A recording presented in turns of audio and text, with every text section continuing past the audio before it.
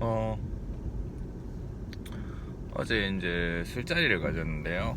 술자리를 가지면서 우리 유부남들 4명이서 모여서 이야기를 했습니다.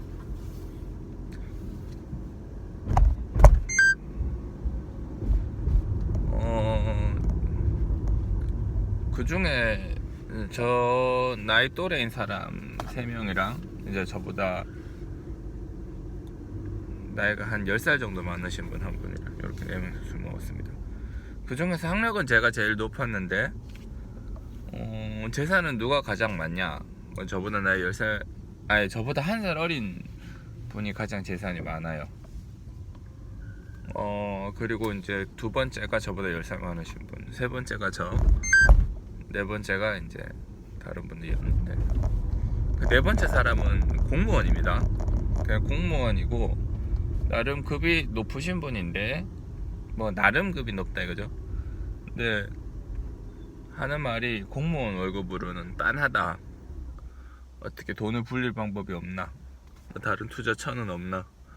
공무원 월급 그거 모아가지고 조금씩 만드는 쓸 수 있는 다른 돈은 없나? 뭐 그런 고민을 하셨어요.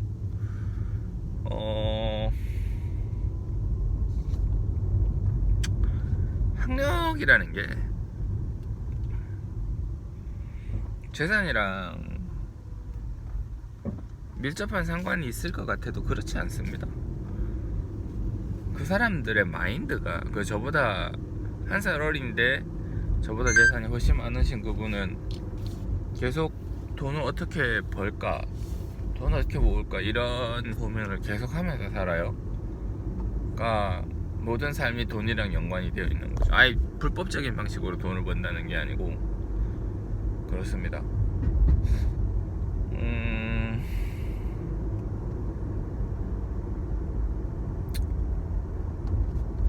학력이랑 재산이랑 별로 상관이 없습니다. 그리고 돈이라는 게 절대 나쁜 게 아니죠. 돈은 많으면 좋은데 많으면 많을수록 좋지만 그 과정에서 돈을 위해서 불법적인 일을 자행하거나 다른 뭔가를 희생하게 되면 그거는 이제 돈으로서의 기능을 상실하게 되는 거죠. 그냥 본인도 그 얘기를 하시더라고요. 삶에 여유가 없다. 뭐 누구는 어디 가서 뭐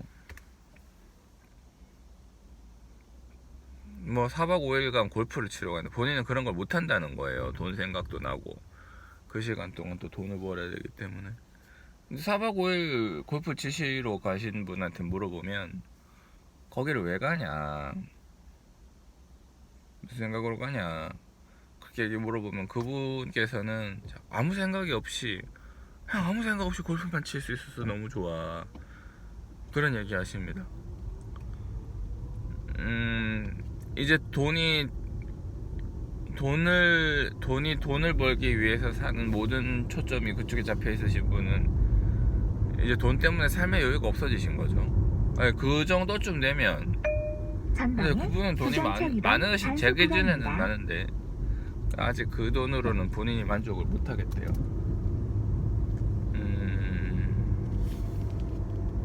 자기보다 더 높은 부자가 보인다고 합니다. 자기보다 더 부자가 보인다고 합니다. 그렇죠. 뭐 그럴 수 있습니다. 사람이 반에서 1등하는 사람은 전교 1등이 자기 눈에 보이기 마련이고 전교 1등하는 사람은 그 지역구에서 1등인 사람이 자기 눈에 보이기 마련입니다. 사람의 욕심에는 끝이 없죠. 만족이 없습니다. 그래서 이제 돈을 보고 돈을 버는 그런 상황은 이제 좋지 않다 이렇게 결론을 내렸는데 거기서 빠져나오는 데까지 시간이 대단히 많이 걸린다. 저희 옆에 제 바로 옆에 앉으신 분은 저보다 나이가 10살 많은 분이셨는데 사랑꾼입니다. 사랑꾼. 와이프랑 되게 이제 그러니까 저보다 10살 많으니까 이제 50줄이죠. 근데 아직까지 이제 열심히 사랑을 하려고 노력을 해요. 저는 그게 되게 보기 좋았어요. 제가 읽은 책 중에 사랑은 매일 빵을 굽는 것처럼 만들어내는 거다. 그러니까 사랑은 만들어내는 것이다. 계속 노력해서 사랑을 만들어내야 된다. 그 말에 저는 100% 동감을 합니다.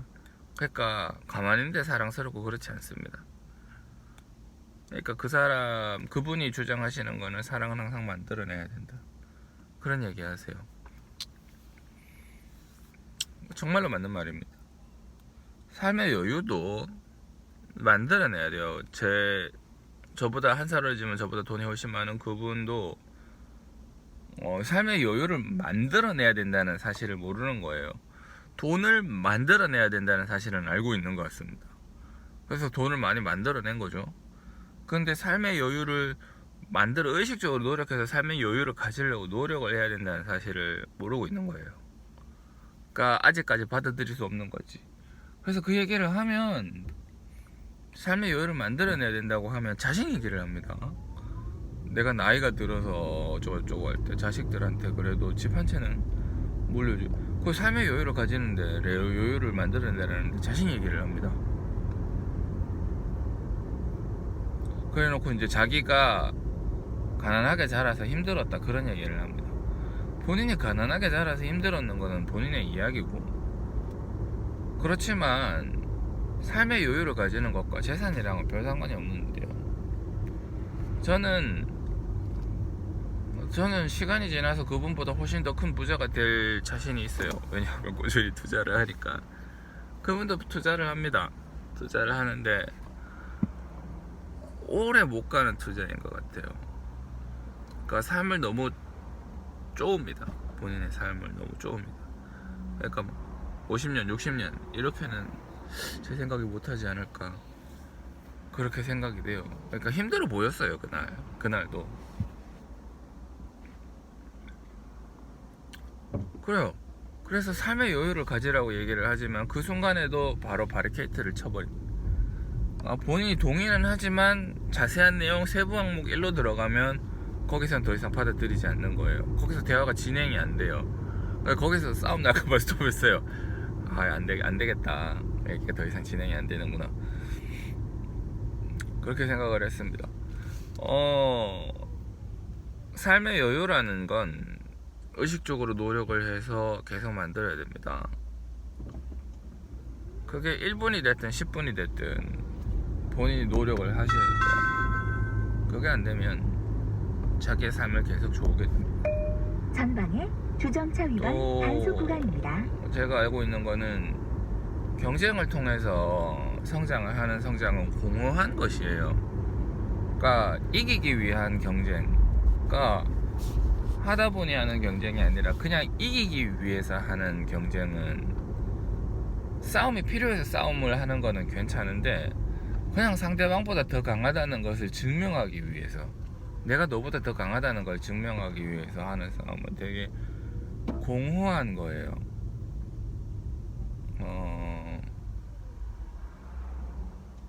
그 끝이 없죠. 자기보다 더 빠른 사람이 나올 텐데, 더 강한 사람이 나올 텐데 자기는 영원히 그 싸움에서 이겨나갈 수가 없습니다. 그래서 나중에는 굉장히 공허해지고 1등을 해도 공허해지고 자기가 그 타이틀을 뺏기는 순간에 또다시 패배감과 좌절감에 시달리게 됩니다. 그러니까 경쟁에서 이기는 걸 목표로 하는 사람들은 서로 계속 경쟁에서 이긴다 할지라도 자기의 삶이 상처투성이에요. 자기의 삶을 결코 찾지 못합니다. 공허하죠. 공허하고 허무하고 의미가 없다, 그런 겁니다. 거기서 공통적으로 나온 주제가 있어요. 우리 남자들 4명에서는 애들이 불쌍하다.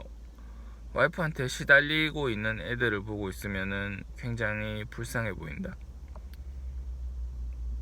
학원 또 보내야 되고, 학원이 시간이 지날수록 한 개씩 2개씩 계속 늡니다. 그리고 또 거기서 나오는 숙제를 계속 해야 되는데 애들이 숙제를 다 못하는 거예요. 그러면은 이제 엄마들이 걔들한테 남의 집 애들은 숙제 다 해가는데 니는 숙제 왜 못해가냐, 이런 얘기를 하면서 애들을 계속 볶습니다. 그러니까 애들은 점점 지쳐가고 힘들어가고 도망치고 그렇게 돼요. 그렇게 되는데 그걸 되게 안타깝다고 생각을 하지만 그 중에서 와이프랑 적극적으로 싸워서 거기에서 보호해주는 남편은 없었어요. 저는 제가 적극적으로 싸웁니다. 와이프랑 적극적으로 싸워요. 필요한 순간에 내 와이프랑 적극적으로 싸웁니다. 그런 싸움을 피하지 않습니다. 근데 이 세 명은 다 피했습니다. 다 피하고 집안에 분란이 일어나지 않는 게 좋다는 주장을 폈어요. 아이들의 희생을 대가로. 그리고 와이프들의 주장은 다 애들 잘 되라고 하는 거지 뭐 그런 겁니다. 제가 볼 때는 아닌 것 같아요. 자기들의 어깨에 힘을 주기 위해서가 아닐까 그런 생각도 하고, 애들한테 전혀 행복하지 않습니다. 저는 다행스럽게도 공부머리가 있는 애였어요. 저는 어릴 때 다행스럽게도 공부머리가 있는 애였어요. 그래서 공부를 뭐 남들보다 저 적은 시간을 투자했는데도 더 잘했죠. 그러니까 우연찮게 제가 공부에 재능이 있었는지는 모르겠습니다만 그 재능 덕분에 공부를 잘 할 수 있었다 이래 생각을 합니다. 그렇지만 공부에 재능이 없는 애들이 있을 수도 있잖아요. 운동에 재능이 있는 애들일 수도 있고 사교에 재능이 있는 애들일 수도 있는데, 그런 애들을 죄인으로 만들고 그런 애들을 괴롭히고 때리면 그 재능이 죽잖아요. 그런 거는 안 되지. 그래서 우리나라 그 아줌마들 여자들한테 물어보면 뭐 제대로 된 철학이 있거나 개념이 있거나 그런 게 아닙니다. 그냥 막연히 공부를 잘하면 좋지 않을까, 애를 주워 돌리면 공부를 잘하나, 그런 거 아닙니다. 거기에 지금 갖다 넣는 돈이 얼마인데. 그래서 얘기를 하니까 와이프랑 싸우지는 않는데요. 싸우지는 않고 져주는 게 이기는 거래요. 그냥 지는 거죠. 그 대가로 애들이 고생당하는 거고, 본인들이 하는 생각이 맞다고 생각이 되고 그 애들한테 하는 게 불합리하다고 생각이 되면 적극적으로 싸워야 되는데 그런 싸움을 계속 회피하는 거예요. 그래서는 안 됩니다. 와이프랑 싸울 일이 있으면 적극적으로 싸우세요. 그럼 뭐가 어떤데? 잘못된 생각을 가지고 있으면 자기가 이 생각이 아무리 생각해도 맞다, 가슴에 손을 얹고 맞다 싶으면 관찰하는 겁니다. 주변이랑도 싸우고 누구랑도 싸우고 나라랑도 싸우고 와이프랑도 싸우고 애들이랑도 싸우는 겁니다. 본인 생각이 맞다고 생각이 되면. 본인이 생각이 맞지 않는데 계속 그러면 그건 안 되죠. 그렇지만 저는 제가 맞다고 생각하고 거기에 있는 4명 모두 그렇게 생각을 하고 있더라고요. 애들이 불쌍하다. 다들 그렇게 생각하고 있습니다. 근데도 다들 싸우는 건 회피해요. 그래서는 안 됩니다. 필요하다면 싸우십시오. 싸울 때 막 이렇게 싸우라는 게 아니고 시간이 걸릴지언정 천천히 계속 막 불같이 싸우라 이런 거는 아니라도 자그마한 마찰음이라도 만들어내세요. 저도 어제 그 술자리에서 삶의 여유를 가질 줄 모르는 부자 분이랑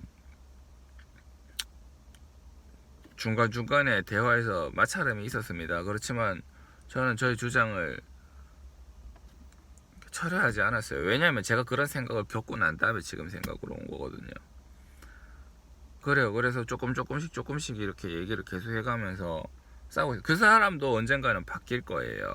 제가 생각하는 방향으로. 저보다 더 다음 단계의 생각으로 가 있는 사람은 이제 저랑 얘기를 할 때 이제 제가 저를 바꾸려고 할 거고, 그런 사람을 이제 만나게 되면 저는 그때 배우는 거죠. 그렇습니다. 유부남들 대화에서도 이렇게 배울 게 많이 있고 그렇습니다. 싸움 피하면 안 된다.